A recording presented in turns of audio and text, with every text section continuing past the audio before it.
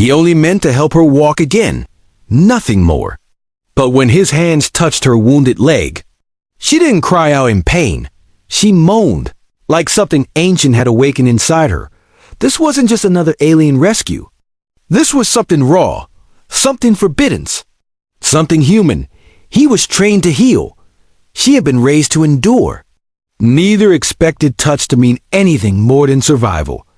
But in a sun-drenched room, with her skin shimmering like starlight, and her breath trembling beneath his fingers, everything changed. This is a story of a woman who had lost everything, and a man who found everything. In her silence, what began as kindness became chemistry, and what was supposed to be treatment became temptation the day I met her. Sunlight bled through tall windows like gold spilling onto marble. The room was quiet, too elegant for someone like me, a field medic half-trained in xenoanatomy, exhausted and slightly afraid. But there she was, sitting in the middle of the polished floor, her leg twisted unnaturally beneath her. Her skin shimmered like a painted sky, soft hues of moonlit blue fading into lilac. She didn't scream. She didn't move. She just looked at me, those eyes silver, still unreadable, pierced through my instincts. I'd seen injured soldiers cry, scream, plead. She did none of that. Are you in pain? I asked, her head tilted. Not in the way you think. Her voice was like warm glass, delicate and breakable if mishandled. I crouched beside her, unpacking my emergency kit, hands steady, but heart pacing like a war drum. I didn't know her species. I didn't know if she'd bleed if I touched her wrong. I'm going to help you, I whispered. She nodded once. Not with relief, but with a strange acceptance. As if she'd been waiting, not just for aid, but for something far more intimate. I placed my hand on her calf. She inhaled sharply, not in fear, not in agony, but in something else, and that's when I knew this wasn't going to be a simple rescue. This was the beginning of something that might destroy us both. I didn't expect to find life here, not in the ruins of this golden palace, not after 3 days of wandering through cracked earth and dust-choked air. The building stood like a forgotten god. Massive columns, faded tapestries, and broken.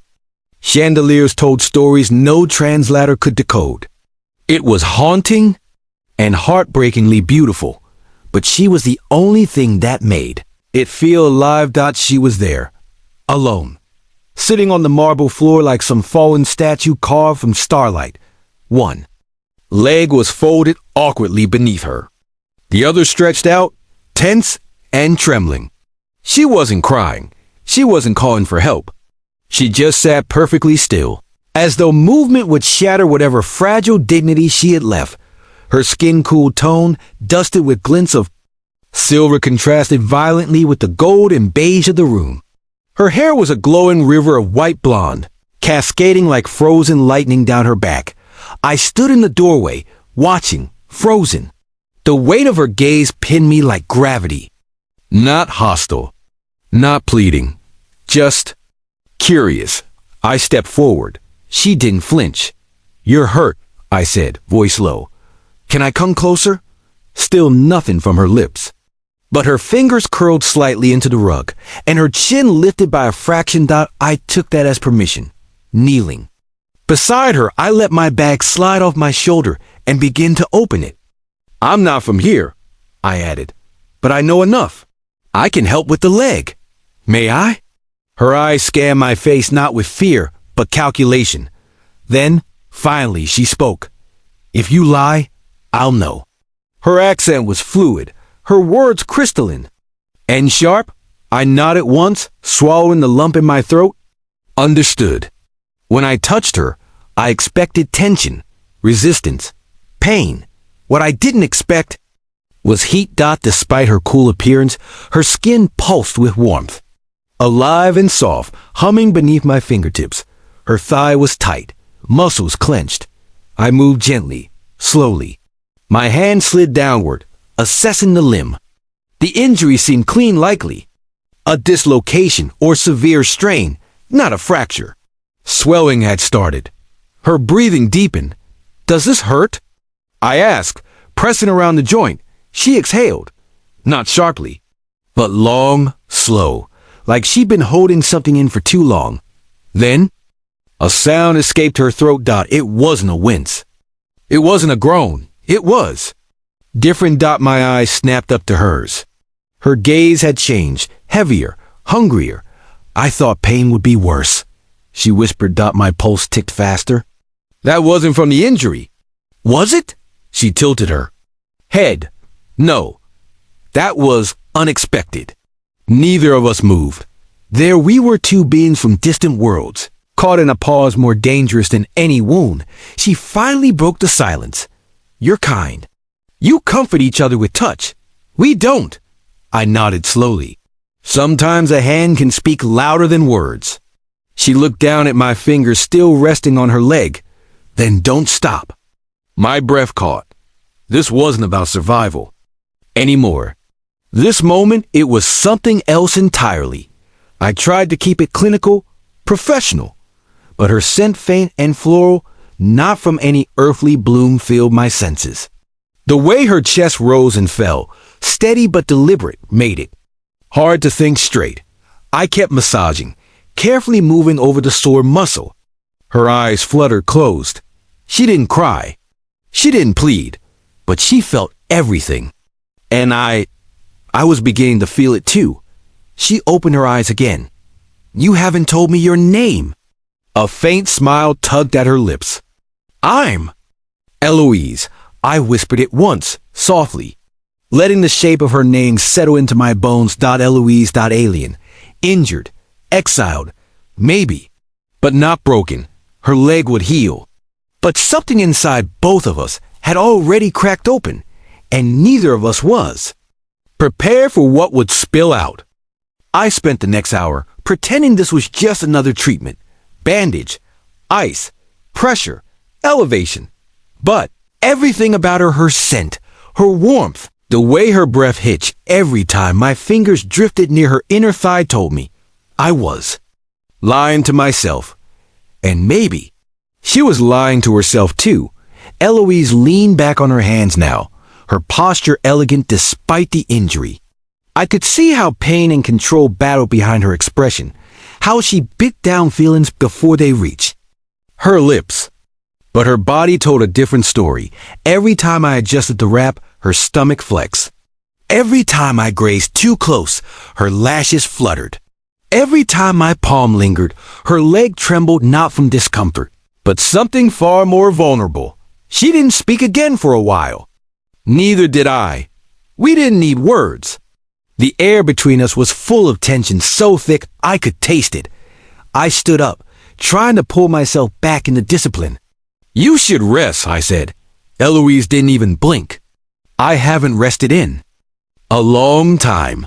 Her voice was low, controlled, but something in her tone made my throat tighten. Because of war? I asked. She shook her head. Because of loneliness. Silence again, this time louder than any scream. I know what that's like, I muttered, rubbing the back of my neck. Her gaze followed my hand, then moved back to my face. Do you? You have a whole species. A planet. You're not stranded in your own home. I'm stranded in my skin, I replied before I could stop myself. She tilted her head, curious. Explain. I dropped my gaze to the floor. You wouldn't understand. Try me. I swallowed hard. Humans feel too much. We're told to bury it. Look strong. Be useful. Even when we're crumbling inside. She stared for a moment. That I understand. Eloise shifted slightly. A wince flickered across her face. I stepped forward instinctively, hands raised.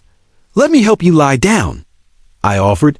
She hesitated, then nodded. I knelt again, one hand behind her back, the other beneath her knees. As I lowered her gently onto the cushions, her fingers curled into my sleeve. Don't let go just yet, she whispered. I froze. She didn't look at me, just stared at the ceiling, her chest rising and falling beneath that gold-edged garment that clung to her skin like melted armor. I stayed still, breathing through the wildfire she'd sparked in my blood. "You don't know what you're doing to me," I murmured, almost involuntarily. "I don't." Her eyes met mine, full of galaxies. Her hand moved slowly, sliding up my arm.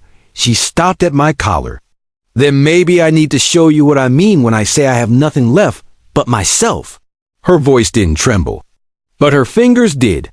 Not from fear, not from hesitation, but from years of longing colliding with this moment of surrender.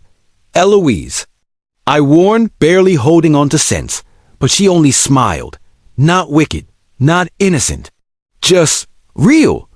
"Do you think I invite every human to touch me this way?" she asked. I shook my head. "You barely trust me." "I trust you enough to hurt me if you wanted to." Her eyes shimmered with truth. "And you haven't." That's when I realized this wasn't about seduction. It wasn't about dominance or gratitude or lust disguised as closeness. This was about permission, a fragile offering of self. She didn't just want to be touched. She wanted to be seen. Her leg, though still sore, was no longer her focus. And neither was mine. I sat beside her, still not letting go. My thumb traced a line along her wrist. Her skin rippled under the contact. "Not here to own you," I said. "I know," she whispered. I leaned closer. Our foreheads nearly touching now. "But I might still fall for you." Her eyes didn't widen. Her body didn't flinch. She only said, "Then fall slowly. I don't want this to end quickly." And right there, lying beside her under a crumbling alien chandelier, I realized something profound. Pain didn't bring us together, but something dangerously tender might keep us from walking away. The night deepened around us, but neither of us moved. Outside, alien winds rustled through cracked windows, stirring ancient curtains like spirits remembering their purpose. The scent of dust, lavender like herbs, and the faint perfume of her skin created an atmosphere too delicate to disturb. I wasn't just treating her anymore. That line had vanished. Eloise lay beside me, her leg elevated slightly on a folded velvet pillow. The fabric shimmered beneath her blue skin, catching traces of candlelight that flickered across her body like a living painting. She wasn't trying to be seductive, but she was undeniably. Maybe it was the way her breath trembled each time I adjusted the wrappings. Maybe it was the way her fingers kept brushing mine and lingering, as if daring me not to pull away. I didn't. Her eyes were half-lidded now, locked on my mouth more than my hands. When I shifted, she followed her, gaze never dropping. "You're still tense," I said quietly. She exhaled. "Your hands make it hard not to be. Too rough, too honest." That made me pause. She tilted her head slightly, long strands of silver blonde falling across her cheek. "Your touch, it doesn't feel like pity. It feels like you want something too." I swallowed hard. "And if I do?" She didn't flinch. "Then you're finally being truthful." Her words lingered in the room like heat left after lightning. Without breaking eye contact, I reached again, this time slower, more deliberate. My fingers traced the edge of her bandage, then continued up the outside of her thigh, stopping just below her hip. Her body tense, not in fear, but in need. Eloise didn't breathe for a second. Then, just as slowly, she lifted her hand and laid it gently over mine. "Touch me like that again," she whispered. "But don't pretend it's just medicine." No clinical explanation could mask what followed. My hand moved again, exploring with reverence, not urgency. Every inch of her responded in silence, her pulse rising, her lips parting. She closed her eyes but kept her head turned toward me, like she wanted to feel me without the safety of watching. I leaned in, close enough to feel her breath graze my lips. Her scent sweet, earthy, and faintly electric washed over me like warm rain. "You said you were alone," I murmured. She nodded, eyes still closed. "I was, until now." Her voice cracked slightly, that vulnerability bleeding through. "Eloise." I breathed her name like a prayer. She finally opened her eyes. "Say it again." Eloise. Once more. Eloise. And in that third repetition, something shifted between us, within her. Her expression softened. Her hand moved from mine and slid up to my neck, fingers curling behind my head. I want to forget I was broken, she whispered. Even if it's only for tonight. You're not broken. I was, she said. But now I just feel alive again. I kissed her then, not out of lust, not even out of curiosity, but because her honesty demanded an answer. And that was the only language I had left. Her lips were soft, warmer than expected.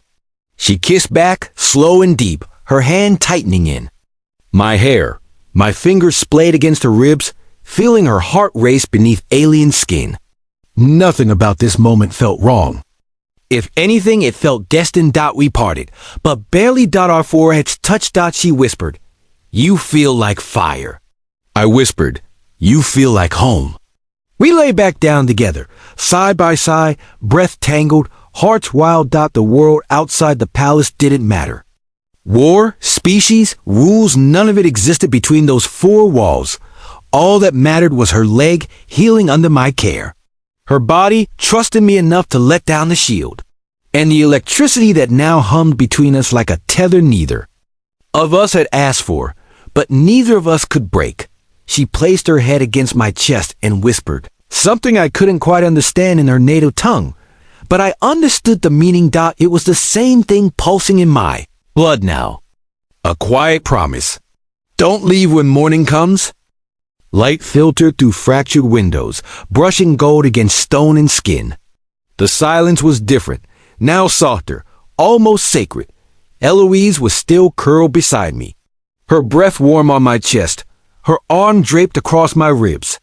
Her leg once stiff with pain was relaxed now, bandaged, elevated, and slowly healing. But it wasn't the injury I was thinking about. It was everything else. Her lips had touched mine like she meant it. Her hands had pulled me closer like I was the only anchor she had left. She hadn't just surrendered her body, she had let down the steel gates guarding her soul. Now she lay peacefully asleep, but I was wide awake, staring at the faded ceiling, wondering what happened last night and what it meant, because it hadn't felt like survival. It had felt like something we weren't supposed to reach, and now that we had, there was no going back. She stirred. Her fingers tightened slightly against my shirt, then loosened. I turned my head and found her eyes open, blinking into mine. Still sleepy. Still dangerous. You didn't leave, she whispered. I couldn't. Her gaze searched me. Most men don't stay after taking what they want, I frowned. Is that what you think happened? She looked away, lips pressed together. No, but it's what I feared. I shifted to face her fully. Last night wasn't about taking anything. It was about giving, finally being allowed to give something, without being pushed away.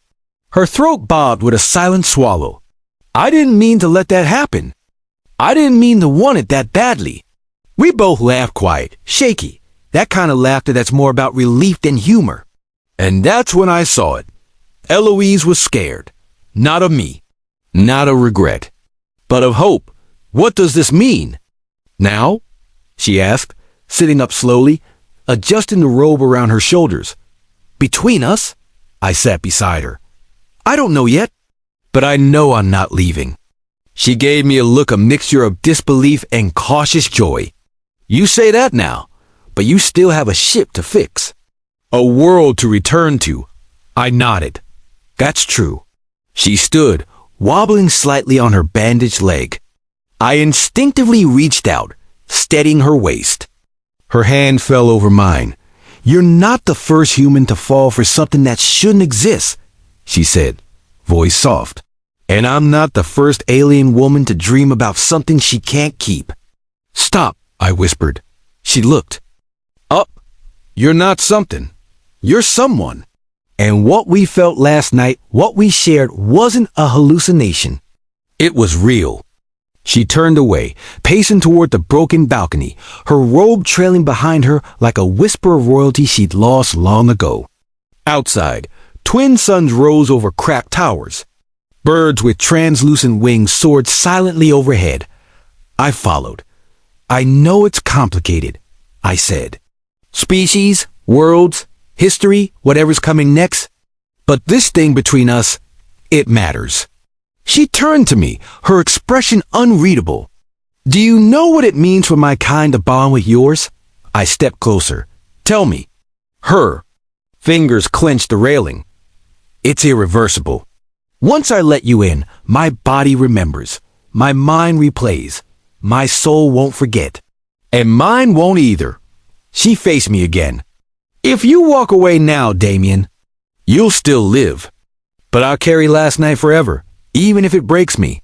I won't walk away. You might. Then I'll break with you. Tears welled in her eyes. She blinked them back furiously. I reached for her, pulling her gently into my arms. Her cheek rested against my collarbone. I don't want to be your regret, she whispered. You won't be. I want to be your beginning. You already are. And for a long moment, we stood there in the golden morning light, two people from opposite corners of the galaxy, wrapped in nothing but honesty. Her leg would heal. But the wound we both opened, the one between skin and soul, would never. Close again. She stepped back, brushing her hair behind her ear. If you really mean all this, prove it. I raised a brow. How? She looked over her shoulder. Stay, through the pain, through the silence, through the fear. Don't just kiss me when I'm soft. Hold me when I'm cold. Stand beside me when the others arrive and ask why you've chosen one of us. My jaw clenched. Done. Her lips curled into a slow smile. Not seductive, not playful, but powerful. The kind of smile only someone who's been unloved for too long can finally wear when love surprises her at the door. We didn't hear them at first dot. The palace was always silent, soaked in forgotten luxury and lingering ghosts. But on the third day after the night, Eloise and I became something more. A low vibration rolled through the stone beneath our feet. Footsteps. Not just one pair. Many dots. She was the first to sense them. Her head lifted from my chest as we lay in the cracked glass and dusty curtains. Her breath caught. They're here, she said. I sat up instantly. Who? She didn't answer right away. She stood, limping slightly, but holding her own weight now. Stronger, firmer, more like a queen than a survivor. My people, she whispered, or what's left of them. Within minutes, shadows poured through the archway. 5 tall figures, in plated armor that shimmered with the same iridescent patterns I'd memorized from her skin. They moved like ghosts with purpose, silent, watchful, dangerous. They saw me instantly, the human, the outsider. Shirt half buttoned, hair a mess. Clearly not just a guess. The tallest one, silver eyes colder than stone, stepped forward. You broke protocol, he said to Eloise, his voice like steel across ice. You let him touch you. I opened my mouth, but Eloise raised her hand. No, she said sharply. He didn't touch me. I reached for him. Another figure, a female, her face veiled, hissed. You offered yourself to a primitive. I offered myself to someone who treated me like I was worth something. I stood slowly, every muscle tense. I don't want to start trouble, I said. But I won't let you shame her for needing comfort. You misunderstand, the leader said, stepping between us. This is not about shame. It is about consequence. He turned to Eloise. You've bound with a human. You know what that means. I do. You've given him your frequency. You've burned his pattern into your core. Eloise's chin lifted. Yes, and I don't regret it. They stared at her in silence, and then the leader looked at me. Not like a man looks at another man, but like a scientist looks at a specimen. Cold, calculating. You don't realize what she's done, he said to me. She has changed her very being, and yours. She changed my life, I said. That's all I need to know. Her decision cannot be reversed, he replied.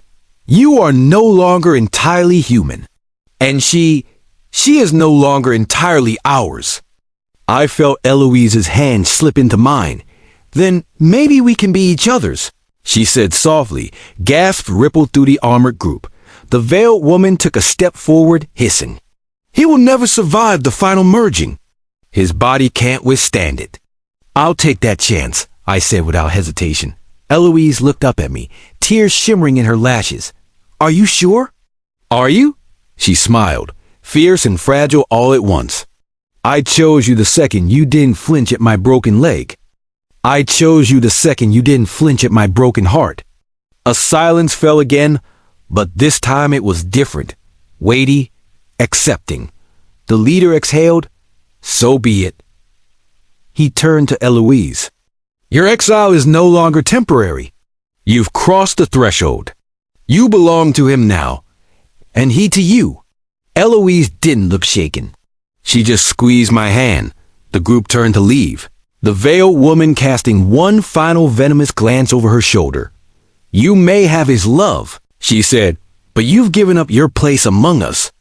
I never felt at home among you, Eloise replied coolly. Now I finally do. They vanished as quickly as they came. When we were alone again, I sat with her by the window. She placed her head on my shoulder. There's no undoing what just happened. I wouldn't want to undo it. I'll grow old differently now, she murmured. Faster. Or maybe slower. I don't know. But it won't be natural. I kissed her temple. We'll redefine what natural means. You're not afraid? She asked. I'm terrified, I admitted. But I'd never wanted something more. She closed her eyes and smiled. Then hold me, while I still feel human enough to tremble. And so I did. I held her while the suns dipped beneath the ruins, while the stars lit up like witnesses, while the air filled with the scent of forever and the taste of rebellion. We weren't just lovers anymore. We were bound. We were marked, and the world had finally noticed. The days that followed weren't peaceful. Whispers grew louder across the system. The story of the human and the exiled alien woman spread like wildfire through the stars, retold, twisted, politicized. Some called it contamination. Others called it prophecy. We didn't care. We were busy learning how to live dot in the hollow palace of cracked elegance. Eloise and I began rewriting the rules. She taught me her rituals, how to cook with flame root oil, how to chant the twilight words that welcome dreams. I taught her how to laugh without shame, how to press a kiss into the center of a storm. Her leg healed. Her heart did too. But change comes fast when you challenge fate. One morning, a low drone echoed from above, sharp, mechanical, unmistakable. Not her people this time. Mine. Earth's aligned ships had found my distress signal. And they were coming. I stood at the balcony, looking up at the triangle of blinking lights approaching the atmosphere. Eloise joined me, her hand slipping into mine. Is that your rescue? I nodded slowly. It was supposed to be.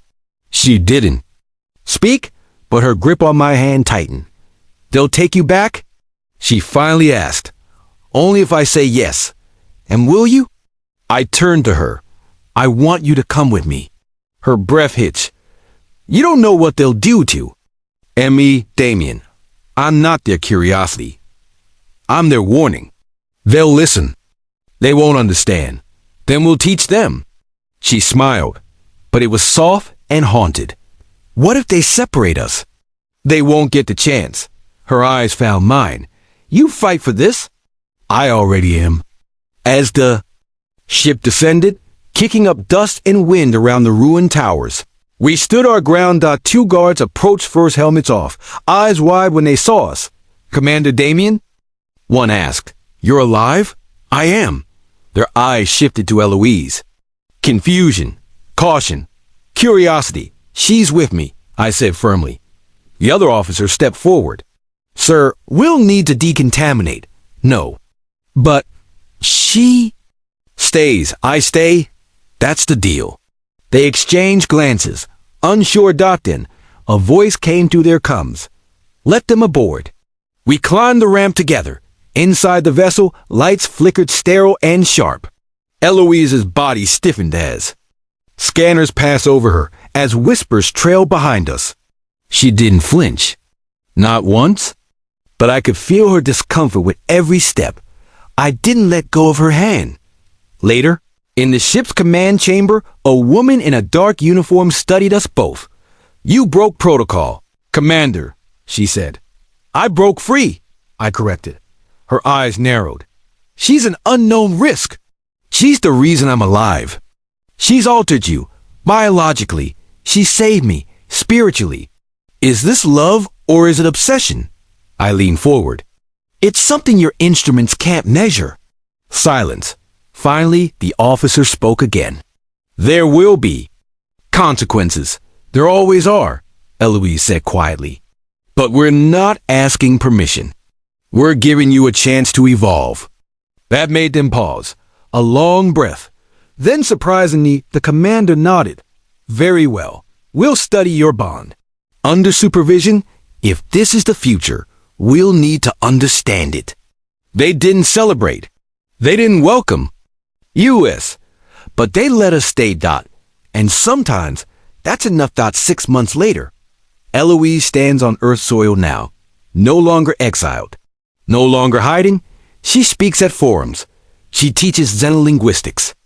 She dances under rain clouds for the first time. As for me, I never left her side. We bought a small place near the ocean. The waves remind her of her home planet sky. She says it smells like memory. I say it smells like peace. We still have hard days. People stare. Some still whisper. But every time her fingers lock with mine, I remember what we promised each other, not just in desire, not just in pain, but in purpose. We weren't meant to meet. We weren't built to fit. But love isn't about design. It's about defiance. And now, we're no longer human and alien. We're just us.